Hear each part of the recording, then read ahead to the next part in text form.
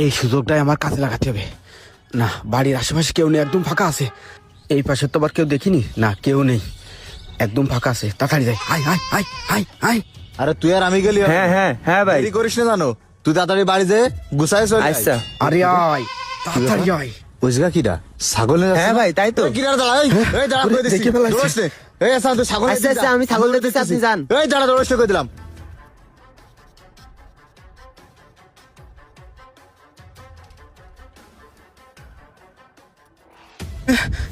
এই থাম কই দিছি। এইবার তুই কোনে বলবি? এই তুই মুখ বেঁধে রেখেছিস কি জানি?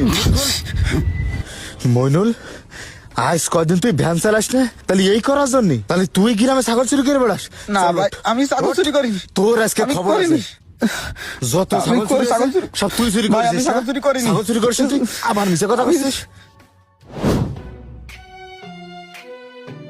কাকা, আমাদের গ্রামে বা আশপাশে যত ছাগল চুরি আছে এই মইনুলি চুরি করেছে।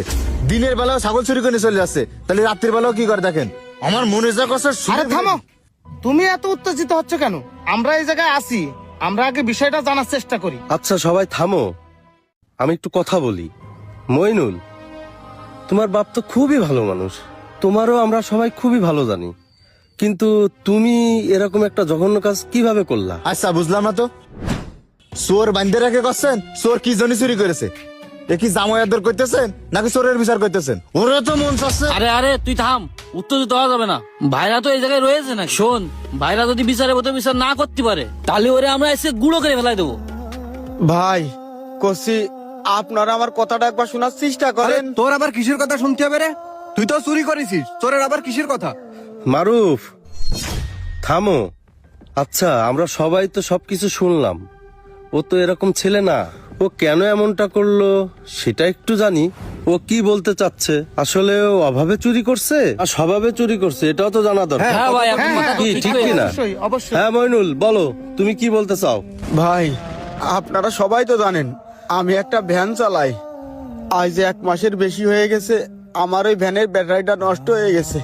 কোনোভাবে আমি কিনতে পারতেছি না। এই তার জন্য কি তুই চুরি করবি নাই? আচ্ছা ভাই খুলতে ভ্যানের ব্যাটারি না লাগানো পর্যন্ত আমি ভ্যানও চালাতে পারতেছি না। আমার সংসারে 4-5 জন লোক। এই 4-5 জন লোক নিয়ে আমি মেলার সমস্যায় পড়ে যাচ্ছি।